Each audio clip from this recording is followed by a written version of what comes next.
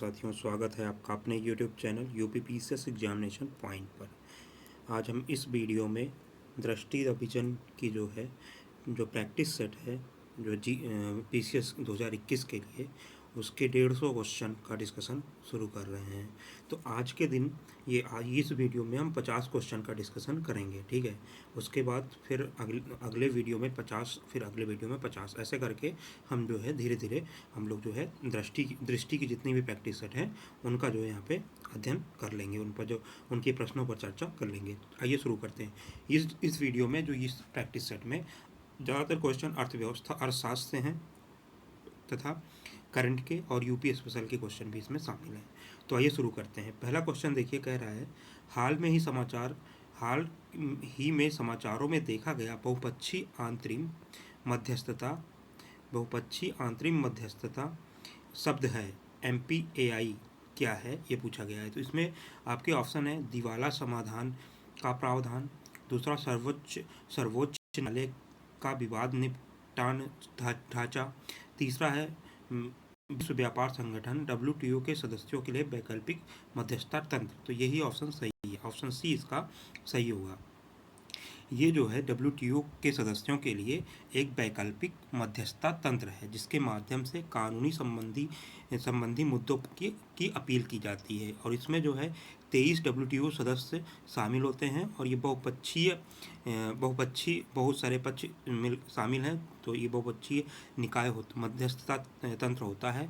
भारत इसमें शामिल नहीं है, ठीक है। अगला क्वेश्चन देखते हैं। क्वेश्चन नंबर 2 कह रहा है निम्नलिखित में से कौन सा उत्तर भारत के पूर्वोत्तर क्षेत्र में कम कृषि ऋण हिस्सेदारी के संभावित कारण है। कम कृषि ऋण हिस्सेदारी के संभावित कारण है। पूर्वोत्तर क्षेत्र की बात कर रहा है, ठीक है। तो उसमें कृषि का सामुदायिक स्वामित्व, ये सही ऑप्शन है, ठीक है। फिर कुल कृषि योग्य के क्षेत्र का छोटाकार, ये भी सही है। तो ऑप्शन सी इसका ए और बी सही हो जाएगा। चलिए तीसरा क्वेश्चन देखते हैं। तीसरा कह रहा है विदेशी ऋण से संबंधित ये क्वेश्चन है के संबंध में निम्नलिखित कथनों पर विचार कीजिए। कह रहा है भारत की तुलना में चीन पर GDP अनुपात में बाहरी ऋण अधिक है। तो ये गलत हो जाएगा, ठीक है, भारत में ज़्यादा है। दूसरा फिर कह रहा है स्टेटमेंट कि विदेशी वाणिज्यिक ऋण भारत के बाहरी ऋण का सबसे बड़ा घटक है। तो ये ऑप्शन सही हो जाएगा, ये कथन इसका सही हो जाएगा। तो इसका जो उत्तर हो जाएगा ऑप्शन बी हो जाएगा, ठीक है। चलिए अगला क्वेश्चन देखते हैं। प्रधानमंत्री जन आरोग्य योजना, जिसे जो है आयुष्मान भारत योजना भी कहा गया है, के संदर्भ में निम्नलिखित कथनों पर विचार कीजिए। में से कौन सा सही है, आपको बताना है कौन सा सही है। देखिए पहला स्टेटमेंट कह रहा है PM जन आरोग्य योजना के लाभार्थी की पहचान संबंधित राज्य सरकार द्वारा गरीबी आकलन सर्वेक्षण के आधार पर किया जाता है। तो ये स्टेटमेंट गलत हो जाएगा। ये गरीबी आकलन सर्वेक्षण के आधार पर न करके सामाजिक आर्थिक जनगणना 2011 के आधार पर इसके लाभार्थी की पहचान की जाती है। दूसरा स्टेटमेंट कह रहा है प्रधानमंत्री जन आरोग्य योजना तृतीय स्वास्थ्य सेवाओं के लिए बीमा कवर प्रदान नहीं करता है। तो ये भी गलत हो जाएगा। ये जो है माध्यमिक और तृतीयक स्वास्थ्य सेवाओं के लिए बीमा कवर प्रदान करता है, ठीक है। तो इसका उत्तर हो जाएगा आपका डी, ना तो एक ना ही दो। चलिए आगे बढ़ते हैं। आगे देखते हैं क्वेश्चन नंबर 5। क्वेश्चन नंबर 5 कह रहा है कुल रिजर्व के बढ़ते हिस्से में भारत के विदेशी मुद्रा भंडार के निम्नलिखित घटकों को व्यवस्थित कीजिए। अब ये जो अर्थव्यवस्था सीरीज का 8वां लेक्चर है उसमें मैंने इसकी चर्चा बाकायदे की हुई है। अब आप जो है डिस्क्रिप्शन लिंक पे अर्थव्यवस्था सीरीज का मैंने जो है वीडियो के लिंक डाल दिया है डिस्क्रिप्शन में इस वीडियो के, तो वहाँ से आप जाके देख सकते हैं। अब इसमें देखिए अगर आप पढ़े होंगे तो पहले नंबर पे क्या है, विदेशी मुद्रा भंडार, ठीक है। जो विदेशी मुद्रा परिसंपत्ति है वो भारत में सबसे ज़्यादा है। फिर दूसरे नंबर पे क्या है, स्वर्ण भंडार। फिर तीसरे नंबर पे क्या है, SDR। फिर चौथे नंबर पे क्या है, रिजर्व ट्रेंच स्थिति। तो इसका आंसर क्या हो जाएगा, सी। अब देखिए जो SDR है वो क्या होता है, तो SDR मैंने वहाँ पे बहुत अच्छे से बताया था, हाँ। और जो है जो आपका ये है क्या बोलते हैं, रिजर्व टेंच स्थिति जो है इस वह मुद्रा है जिसे प्रत्येक सदस्य राष्ट्र द्वारा आईएमएफ को देना होता है। ठीक ठीक है, तथा इसका उपयोग देश अपने प्रयोग के लिए कर सकता है। इस मुद्रा का उपयोग जो रिवर्स टेंच स्थिति होती है इसकी बात कर रहे हैं, और ये आपातकालीन कोष होता है। ठीक है, और जो ये है एचडीआर है, ना तो ये मुद्रा है और ना ही ये करेंसी है। तो इसमें कई सारे करेंसियों से मिलकर एक बकेट होता है जिसे बकेट ऑफ करेंसी कहते हैं। उसमें कौन कौन सी करेंसी है, यूएसए का डॉलर है, अमेरिका डॉलर है, यूरो है, यूरोप का यूरो है, युआन चीन का है, एन जापान का है, पाउंड ब्रिटेन का है। तो ये करेंसी ऑफ बकेट एचडीआर में ये शामिल होते हैं। क्वेश्चन नंबर 6 देखते हैं। छठा कह रहा है, निम्नलिखित में से कौन विनियामक सहिष्णुता का संभावित प्रतिकूल प्रभाव हो सकता है। ठीक है, तो आपके ऑप्शन है बैंक का, सॉरी एक मिनट, हाँ कह रहा है कि कौन से हो सकते हैं। तो इसमें जो ऑप्शन है बैंक का अपूंजीकरण, नंबर 2 जो भी उधार, नंबर 3 है कंपनियों का कमज़ोर कॉरपोरेट प्रशासन, नंबर 4 है सदाबहार ऋण। तो इसका आंसर हो जाएगा आपका चारों, जो इसका आंसर है वो डी हो जाएगा, 1 2 3 चारों। जो ये आपका बैंकों का अपूंजीकरण क्या होता है, इसमें बैंक मांग पर या किसी विशेष अवधि के बाद जमा करने योग्य जमा को जो है ये बैंक का अपूंजीकरण कहते हैं। ठीक है, और जो भी उधार क्या है, अनुत्पादक फर्मों को जो ऋण देने में वृद्धि की जाती है वो जो भी उधार होता है। ठीक है, आगे देखते हैं, चलिए क्वेश्चन नंबर 7। क्वेश्चन नंबर 7 कह रहा है, आर्थिक कार्य विभाग बजट तैयार करने के लिए उत्तरदायी नोडल निकाय है। जो आर्थिक कार्य विभाग है इसके द्वारा बजट तैयार किया जाता है। ठीक है, ये नोडल निकाय है बजट तैयार करने के लिए। तो कह रहा है निम्नलिखित में से किस मंत्रालय के अंतर्गत ये आता है। तो ये वित्त मंत्रालय के अंतर्गत आता है। ये सीधा सीधा जब आप बजट पढ़ेंगे तो उसी में मैंने इसको बताया हुआ था। आगे देखते हैं क्वेश्चन नंबर 8। क्वेश्चन नंबर 8 कह रहा है, बजट प्राकलन 2020-21 की तुलना में 2021-22 में स्वास्थ्य और कल्याण के परिव्यय में कितने प्रतिशत की वृद्धि की गई है। ठीक है, अब देखिए सबसे सर्वाधिक वृद्धि जो है इस जो बजट 2021-22 है इसमें जो है स्वास्थ्य और कल्याण के खर्च में की गई है। वो कितने परसेंट की गई है, 127% की गई है। टोटल जो खर्चा किया जा रहा है जो है स्वास्थ्य और कल्याण में, वो 2,23,846 करोड़ रुपए जो है किया जा रहा है। ठीक है, 846 2,23,846 करोड़ रुपए किया जा रहा है, और पिछले बार से ये 137% अधिक है। तो ये इंपॉर्टेंट है क्वेश्चन, ये बन सकता है। क्वेश्चन नंबर 9 देखते हैं। 2011 के जनगणना के अनुसार उच्चतम जनसंख्या के संदर्भ में राज्यों के सही बढ़ता हुआ क्रम कौन सा है। ठीक है, तो सबसे ज़्यादा हमें पता है, सबसे ज़्यादा जनसंख्या उत्तर प्रदेश की है। ठीक है, तो उत्तर प्रदेश है। दूसरे नंबर पे महाराष्ट्र की है, तीसरे नंबर पे बिहार की है, और बिहार की है, चौथे नंबर पे पश्चिम बंगाल की है। क्वेश्चन नंबर 10 देखते हैं। इसमें कथन कारण है और कह रहा है कि मतलब कि आपके जो कथन है वो कारण द्वारा कथन की जो है पुष्टि की जा रही है नहीं, यही बताना है। भारत में कृषि यंत्रीकरण 50% से नीचे है। तो ये सही स्टेटमेंट है। भारत में जो है कृषि यांत्रिकरण या मशीनीकरण कह सकते हैं वो लगभग 45% है, जबकि अमेरिका में ये 95% है।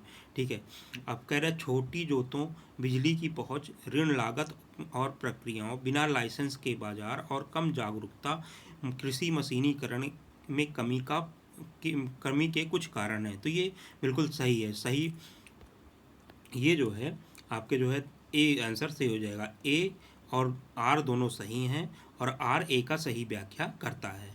भारत में जो कृषि यांत्रिकरण है वो लगभग 45% है। तो पहला स्टेटमेंट जो कह रहा है 50% से नीचे है वो सही हो जाएगा।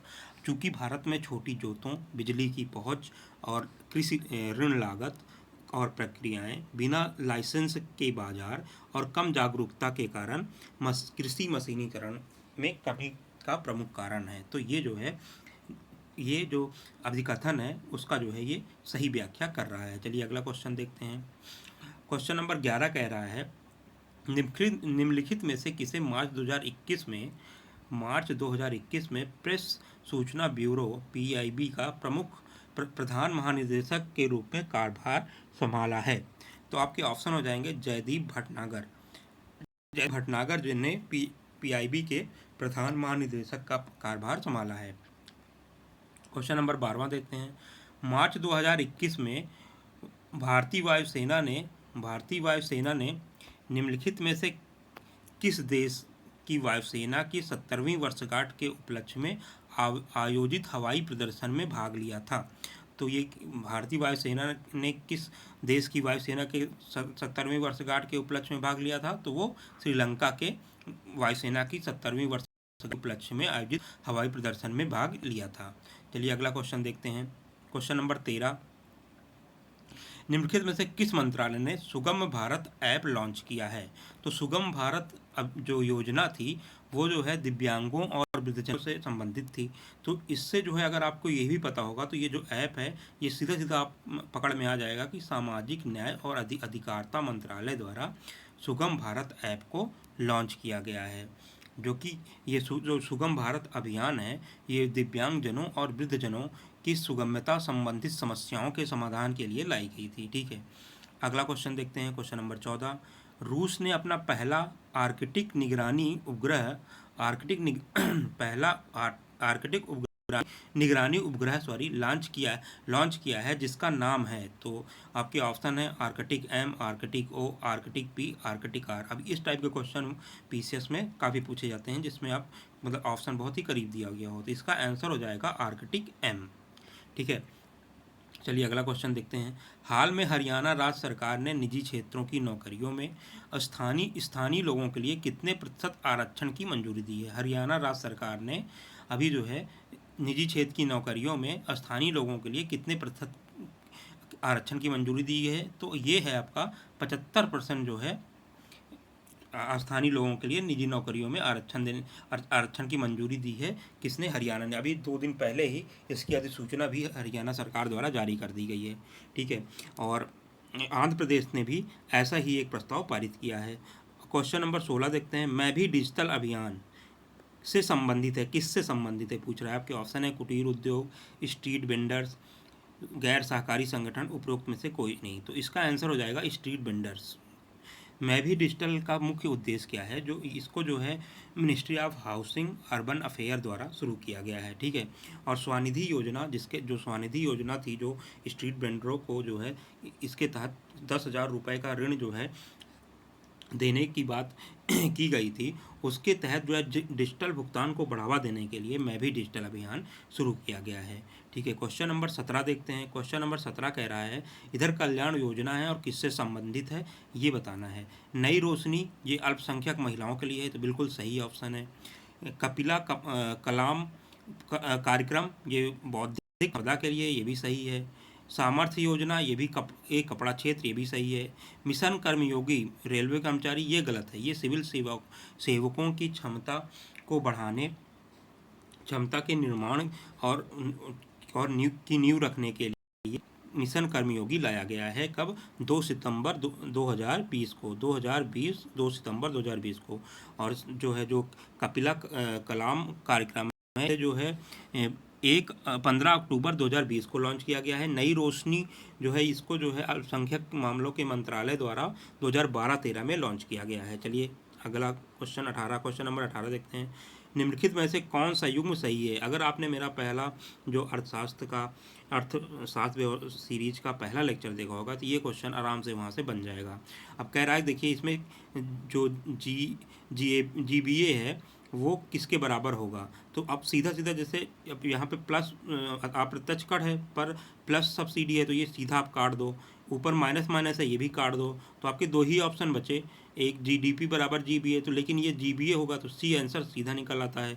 अगर आप रीजनिंग भी इसमें लगाते तब भी हो जाता है ये क्वेश्चन। ठीक है, तो GBA बराबर GDP माइनस अप्रत्यक्ष कर प्लस सब्सिडी। अब GDP क्या होता है?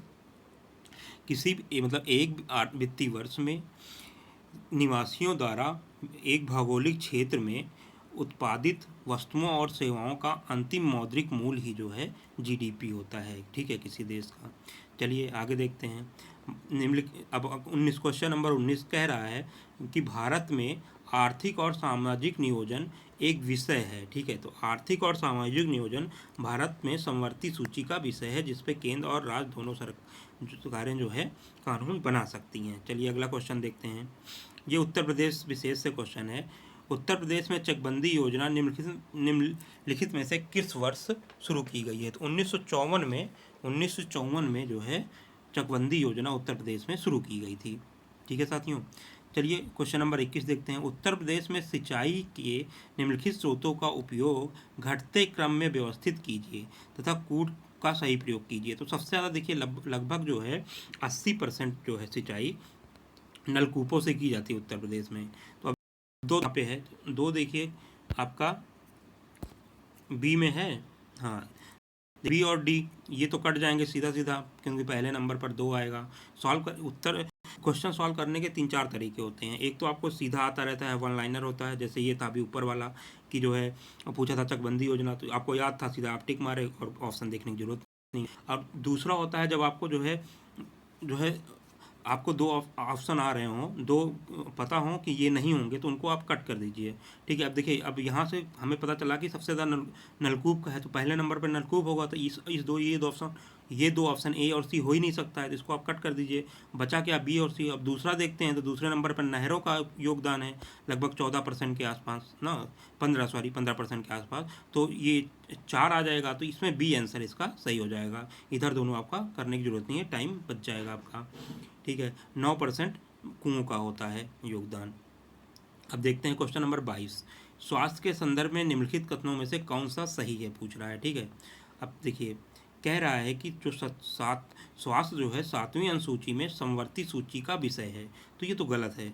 स्वास्थ्य जो है समवर्ती सूची का विषय न होकर राज्य सूची का विषय है। अभी 15वें वित्त आयोग द्वारा गठित जो एक समूह था, उसके द्वारा ये सिफारिश की गई है सरकार से कि स्वास्थ्य को जो है समवर्ती सूची में शामिल किया जाए। ठीक है, तो ये तो गलत हो जाएगा। दूसरा कह रहा है स्वास्थ्य सेवाओं के लिए भुगतान किया गया बीमा premium out of pocket bag की गणना से बाहर रखा गया है, तो ये बिल्कुल सही स्टेटमेंट है।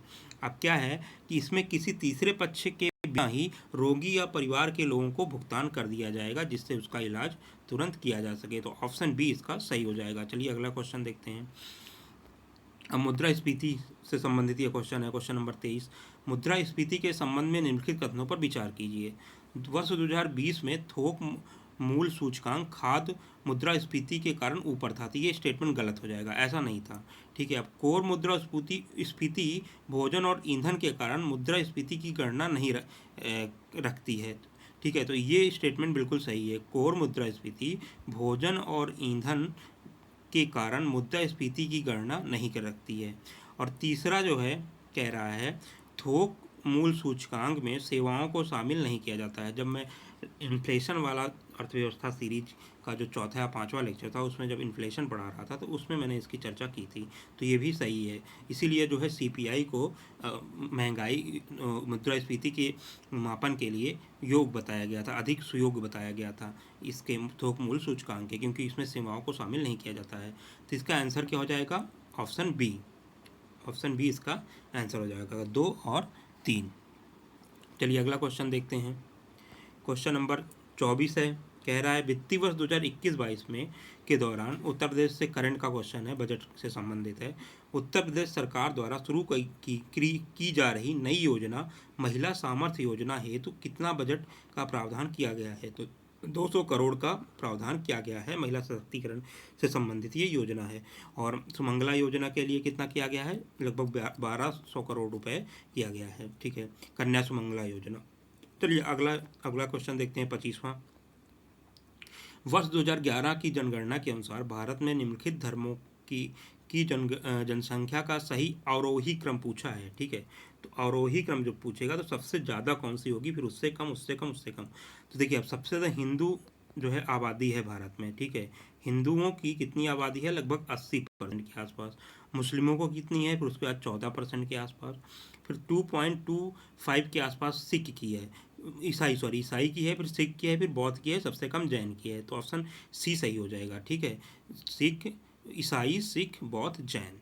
ठीक है, सबसे ज़्यादा हिंदू, फिर मुस्लिम, फिर ईसाई, फिर सिख, फिर बौद्ध, फिर जैन। चलिए अगला क्वेश्चन देखते हैं। क्वेश्चन नंबर 26 कह रहा है एक्स डेजर्ट फ्लैग के संदर्भ में निम्नलिखित कथनों में से कौन सा सही है। ये कह रहा है यह एक 2 वर्षीय बहुराष्ट्रीय बृहद सैन्य बल संलग्न युद्धाभ्यास है, तो ये गलत हो जाएगा। द्विवार्षिक न होकर ये वार्षिक है, ठीक है, ये वार्षिक आधार पे होता है। इस अभ्यास की मेजबानी संयुक्त अरब अमीरात की वायुसेना द्वारा किया गया था, तो ये स्टेटमेंट बिल्कुल सही है। अब अगला तीसरा स्टेटमेंट कहते हैं यह दूसरी बार था जब भारतीय वायुसेना इस अभ्यास में भाग ले रही है, तो ये गलत हो जाएगा। ये फर्स्ट टाइम है जब भारतीय वायुसेना इसमें भाग ले रही है और छठा एडिशन है ये, तो ऑप्शन सी इसका करेक्ट हो जाएगा, ठीक है। चलिए अगला देखते हैं। क्वेश्चन नंबर 27 कह रहा है निम्नलिखित में से किस समिति द्वारा लोकसभा और राज्यसभा टीवी को संसद टीवी में विलय करने की सिफारिश की गई है। तो ये सूर्य प्रकाश समिति थी जिसने जो है संसद टीवी बनाने की बात कही है, जिसमें लोकसभा और राज्यसभा का विलय करने की सिफारिश की है सरकार से। देखिए अब क्या करते हैं, ठीक है। अब क्वेश्चन नंबर 28 देखते हैं। श्रवण क्षमता पर विश्व रिपोर्ट, श्रवण क्षमता पर विश्व रिपोर्ट के संबंध में निम्नलिखित कथनों पर विचार कीजिए। तो इसमें कहा गया है यह report bill and Melinda Gates foundation द्वारा प्रकाशित की गई है, तो ये स्टेटमेंट बिल्कुल गलत हो जाएगा। इसको जो है WHO द्वारा, वर्ल्ड हेल्थ ऑर्गेनाइजेशन द्वारा प्रकाशित की गई है, ठीक है, कहा। और इसके साथ दूसरा जो स्टेटमेंट है इसका, रिपोर्ट के अनुसार 2050 तक 4 में से 1 व्यक्ति कुछ हद तक श्रवण क्षमता का हास्य का शिकार हो जाएगा, तो ये स्टेटमेंट बिल्कुल सही है। और इसमें कहा गया है कि 2050 तक लगभग जो है 2.5 बिलियन लोग आंशिक बहरेपन के शिकार हो जाएंगे, ठीक है, अगर वो अपने मतलब ये दैनिक जो काम काज है उसको सुधारा ना गया तो, ठीक है। चलिए क्वेश्चन नंबर 29 देखते हैं। क्वेश्चन नंबर 29 में अब देखिए संयुक्त राष्ट्र अंतर्राष्ट्रीय वर्ष, और इधर वर्ष दिया है किस वर्ष क्या मनाया जा रहा है। अंतर्राष्ट्रीय बाजरा वर्ष जो है 2023 में मनाया जाएगा ये, ठीक है। और फिर अब देखिए यहाँ से आपको जैसे इस टाइप का क्वेश्चन करने हो तो आप देखिए पहले का चौथा, तो पहले का चौथा केवल एक ही है, तो सी आंसर हो जाएगा, आपको और मिलाने की जरूरत ही नहीं है, ये आंसर यही हो जाएगा।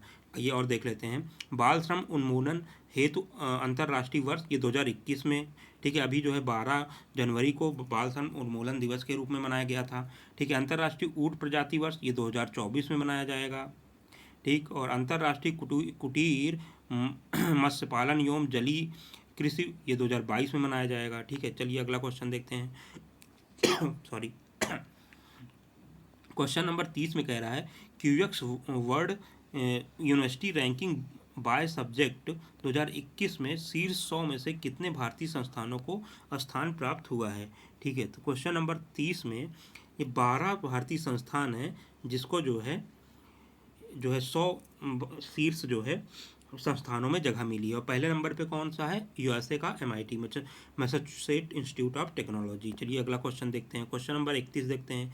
केंद्रीय बजट 2021-22 में रेलवे के लिए कितनी राशि व्यय करने का प्रस्ताव किया गया है, तो ये तो याद होना चाहिए हमें, 1,10,000, ठीक है, 1,10,055 करोड़ रुपए जो रेलवे पर व्यय करने की बात की गई है। और सबसे ज़्यादा वृद्धि व्यय में किस में सबसे ज़्यादा खर्च करने की बात की गई है, तो किसमें जो है स्वास्थ्य और सामाजिक कल्याण, स्वास्थ्य और कल्याण में कितना, पिछले बार का 137% अधिक है, ठीक है, लगभग 2 लाख समथिंग था कुछ। चलिए क्वेश्चन नंबर 32 देखते हैं। स्वामित्व योजना किस वर्ष शुरू की गई है, तो 2020 में स्वामित्व योजना शुरू की गई है। इसको जो है 24 अप्रैल 2020 को राष्ट्रीय पंचायत दिवस मनाया जाता है बाबा साहेब भीमराव अम्बेडकर की जो याद में, तो उस दिन जो है 2020 में शुरू की गई है। और स्वामित्व योजना का लक्ष्य जो है ग्रामीण क्षेत्रों में जो मकानों का रजिस्ट्रेशन को बढ़ावा देने के लिए एक स्वामित्व कार्ड दिया जाएगा, उससे संबंधित है। चलिए अगला क्वेश्चन देखते हैं। निम्नलिखित में से किसे समष्टि अर्थशास्त्र का जनक कहा जाता है, तो ये है आपके ऑप्शन क्वेश्चन है ये, इसका है जॉन मोनार्ड कीन्स, ठीक है। जॉन मोनार्ड कीन्स जो महान अर्थशास्त्री थे, उनको जो है समष्टि अर्थशास्त्र का जनक कहा जाता है। अब देखिए ये क्वेश्चन बहुत ही अच्छा है, इस टाइप के क्वेश्चन बनते हैं। अब कह रहा है शिक्षा अनुसंधान, क्वेश्चन नंबर 34 है कि शिक्षा अनुसंधान और विकास आदि से संबंधित गतिविधियां आती हैं, ठीक है। ये पहले ही लेक्चर में हमने इसकी चर्चा की थी। अब ये चतुर्थ क्षेत्र में आते हैं, ठीक है, ज़्यादातर हम क्या होता है किताबों में देखते हैं 3 ही क्षेत्र की चर्चा होती है, प्राथमिक, द्वितीयक, तृतीयक, ठीक है। तृतीयक से क्षेत्र जो सेवा क्षेत्र का होता है, द्वितीयक में आपके विनिर्माण संबंधी होता है, ठीक है। और जो पहला होता है प्राथमिक क्षेत्र होता है कृषि और खनन, मतलब खनन उत्खनन से संबंधित होता है, मत्स्य पालन, ठीक है। इन सबसे संबंधित है। चौथा क्या होता है, ज्ञान से संबंधित होता है, ठीक है। चौथा ज्ञान क्षेत्र से संबंधित है, जिसमें जो है शिक्षा, अनुसंधान, विकास, मतलब अनुसंधान जो रिसर्च और डेवलपमेंट है, ये सब इसके अंतर्गत आते हैं। पांचवें क्षेत्र में क्या है, पांचवा क्षेत्र भी एक होता है, उसमें क्या है, जहाँ सभी जो है जहाँ सभी निर्णय की, जहाँ शीर्ष पर निर्णय लिए जाते हैं, सभी गतिविधियाँ जहाँ शीर्ष पर निर्णय लिए जाते हैं, वो जो है पांचवा क्षेत्र आ जाएगा, ठीक है। चलिए अब क्वेश्चन नंबर 35 देखते हैं। क्वेश्चन नंबर 35 इसकी चर्चा भी मैंने अर्थशास्त्र सीरीज की जो वीडियो है, अर्थव्यवस्था सीरीज की जो वीडियो है, पहले ही लेक्चर में किया है। कहा गया है किस राष्ट्र की आय का शुद्धतम रूप से प्राप्त किया जाता है, किसी राष्ट्र की आय का शुद्धतम रूप प्राप्त किया, किसी राष्ट्र की आय का शुद्धतम रूप प्राप्त किया जा सकता है। तो जीएनपी, एनडीपी, जीडीपी, एनएनपी। तो एनएनपी से प्राप्त किया जाएगा। एनएनपी क्या था, एनएनपी था जीएनपी माइनस क्या था, वो डेप्रिसिएशन, हास्य। और जीएनपी क्या होता है, जीएनपी होता है कि जीडीपी प्लस जो है जो नागरिकों द्वारा विदेशों में अर्जित की गई आय है, माइनस जो विदेशियों द्वारा भारत मतलब अपने देश में अर्जित की आय है, तो वो हो जाएगा जीएनपी। ये पहला ही लेक्चर अगर हम अर्थव्यवस्था सीरीज का आप देखेंगे तो वहाँ पे ये क्लियर हो जाएगा आपका। अब क्वेश्चन नंबर 36 देखते हैं। मानव विकास सूचकांक के संदर्भ में निम्नलिखित कथनों पर विचार कीजिए, ठीक है। इस टाइप के क्वेश्चन जो पीसीएस में है, अर्थव्यवस्था में जो है, इसी टाइप के क्वेश्चन वो पूछने लगा है आजकल, ठीक है। इसमें प्रति व्यक्ति सकल राष्ट्रीय आय शामिल नहीं होता है, पहला स्टेटमेंट है, ठीक है। तो ये बिल्कुल सही स्टेटमेंट है। एसडीआई 2019 में भारत को 131वें स्थान पर रखा गया था। तो ये भी स्थान जो एसडीआई जो मानव विकास सूचकांक 2019 है, उसमें भारत को जो है 131वें रैंक प्राप्त हुआ है। तो ये भी स्टेटमेंट सही है। एसडीआई को महबूब उल हक, पाकिस्तान के महबूब उल हक वैज्ञानिक अर्थशास्त्री थे, और इले कॉल के नेतृत्व में एक टीम द्वारा विकसित किया गया था। ये भी स्टेटमेंट बिल्कुल सही है। तो ऑप्शन डी इसका सही उत्तर हो जाएगा। चलिए आगे देखते हैं। 37 देखते हैं उत्तर, क्वेश्चन नंबर 37। भारत में 8 प्रमुख जो है कोर उद्योगों में से निम्नलिखित में से कौन शामिल है। तो ये चारों तो शामिल है, प्राकृतिक गैस, विद्युत, उर्वरक और सीमेंट। देखिए सबसे, और जो और हैं, रिफाइनरी उत्पाद है, स्टील है, कोयला है, कच्चा तेल है, जो चार। तो इसमें सबसे ज़्यादा जो वेटेज है वो है रिफाइनरी उत्पाद की, लगभग 11.29%। फिर उसके बाद स्टील का है, फिर उसके बाद नहीं, फिर सॉरी रिफाइनरी उत्पाद का सबसे ज़्यादा है, फिर विद्युत का है, फिर स्टील का है, फिर कोयला का है। तो ये पूछ लेता है कभी कभी कि 8 प्रमुख जो कोर उद्योग हैं उनमें से सबसे ज़्यादा जो है, जो किसकी परसेंटेज आईआईपी में सबसे ज़्यादा है, तो किसका हो जाएगा, रिफाइनरी उत्पाद का। चलिए क्वेश्चन नंबर 38 की ओर बढ़ते हैं। क्वेश्चन नंबर 38 में ये उत्तर प्रदेश विशेष से है, उत्तर प्रदेश की कल्याणकारी योजना और उनको शुरू करने का वर्ष दिया गया है। तो आइए देखते हैं। देखिए पहला कह रहा है कि अंबेडकर समग्र ग्रामीण विकास योजना, ठीक है, अंबेडकर समग्र ग्रामीण विकास योजना। तो ये जो है 2007 में शुरू किया गया था। रानी लक्ष्मीबाई पेंशन योजना, ये 2012 में शुरू किया गया है। राष्ट्रीय ग्रामीण स्वास्थ्य मिशन, तो जाहिर सी बात है ये 2005 में शुरू किया गया है, ये तो सबको पता होना चाहिए। पंचायत मित्र योजना, ये 2006 में शुरू किया गया है। तो यहाँ से आप मिला लें तो एक का एक ये सीधा यहीं से मिल जाएगा, ठीक है। अब ये बहुत ही पॉपुलर क्वेश्चन है, बार बार ये पूछता है, ठीक है। ये गलत करने का सवाल ही नहीं पैदा होता है। उत्तर प्रदेश में किसी जलवायु क्षेत्र की संख्या है, तो इसको आप रट लीजिए 9 है। ये कहीं ना कहीं पूछता ही रहता है, यूपीपीसीएस हर मतलब 1-2 साल पे किसी न किसी परीक्षा में पूछ लेता है। चलिए अगला देखते हैं, क्वेश्चन नंबर 40। 2011 की जो है जनगणना के अनुसार निम्नलिखित में से सबसे अधिक जनसंख्या घनत्व वाला राज्य कौन सा है। तो ये भी रटाटा क्वेश्चन है, बिहार है, बार बार पूछा जा चुका है। क्वेश्चन नंबर 41 देखते हैं। घर की पहचान चलही नाम, ठीक है, चेलक ही नाम, ठीक है। घर की पहचान चेलक नाम नामक कार्यक्रम और विकास योजना किस राज्य सरकार द्वारा शुरू किया गया है। तो इसको उत्तराखंड सरकार द्वारा शुरू किया गया है। ये महिला सशक्तिकरण को बढ़ावा देने के लिए शुरू किया गया है। क्वेश्चन नंबर 42 देखते हैं, निम्नलिखित में से किस रेलवे जोन ने भारत में मोबाइल ट्रेन रेडियो संचार प्रणाली शुरू किया गया है? तो पश्चिम रेलवे ने इसकी शुरुआत की है। क्वेश्चन नंबर 43 आइए देखते हैं।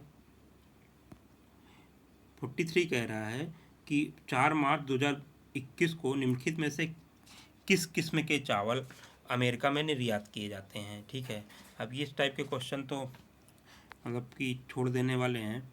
अब इसमें लाल चावल जो है निर्यात किए जा रहे हैं, जो कि असम से ये असम से उत्पादित किए जाते हैं। ठीक है, अगला क्वेश्चन देखते हैं। क्वेश्चन नंबर 44 रहा है। ये क्वेश्चन बहुत ही अच्छा है, ये क्वेश्चन आने की संभावना है किसी भी एग्जाम में। फूड वेस्ट इंडेक्स रिपोर्ट 2021 को खाद्य और कृषि संगठन द्वारा प्रकाशित किया गया है। ये स्टेटमेंट क्या हो जाएगा? गलत हो जाएगा, क्योंकि इसको जो है UNEP द्वारा जो है यूनाइटेड नेशन इन्वायरमेंट प्रोग्राम और WRAP द्वारा शुरू किया गया है। भारतीय संगठन है उसके द्वारा लॉन्च किया गया है। इस रिपोर्ट के अनुसार भारतीय वर्ष प्रति व्यक्ति 50 किलोग्राम घरेलू खाद्य अपशिष्ट का अनुमान लगाया गया है। इसमें कहा गया है कि जो भारतीय हैं वो प्रतिवर्ष प्रति व्यक्ति 50 किलोग्राम घरेलू खाद्य जो है अपशिष्ट पैदा करते हैं। ठीक है, तो ये स्टेटमेंट बिल्कुल सही है।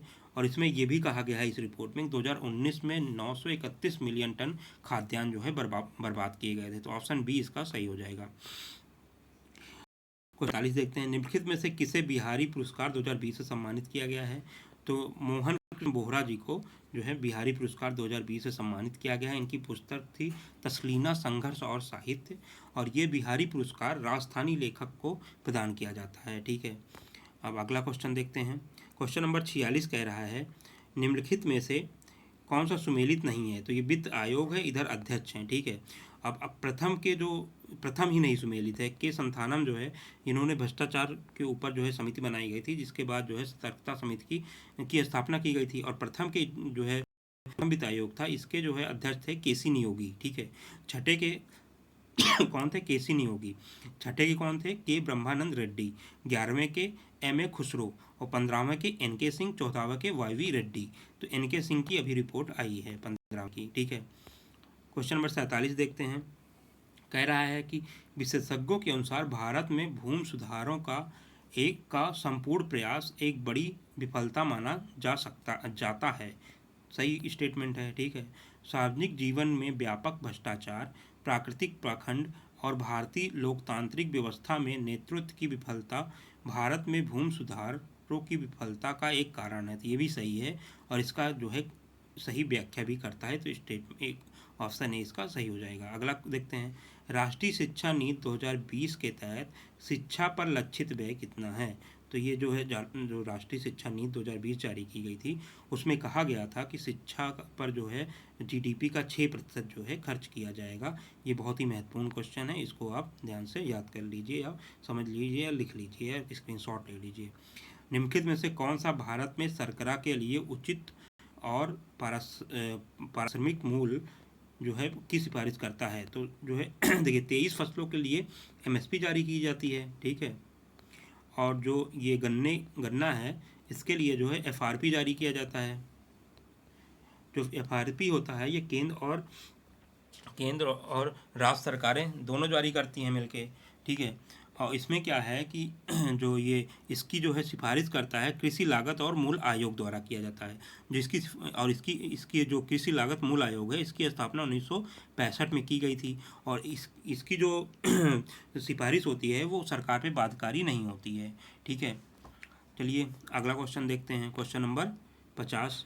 अब जो है वित्तीय कार्यवाही कारबल जो है FA बहुत चर्चा में है। AFATF ये जो है 2-3 सालों से बहुत चर्चा में है, जब से पाकिस्तान को निगरानी श्रेणी में रखा है ये आतंकवादी फंडिंग देने के कारण। तो इस कारण ये बहुत चर्चा में रहता है, तो इसको आप बहुत अच्छे से देख के जाइएगा। वित्तीय कार्यवाही कारबल की स्थापना कब की गई थी? तो 1989 में की गई थी। और इसका काम क्या है? काले मतलब धन शोधन की इंग्लिश होती है मनी लॉन्ड्रिंग।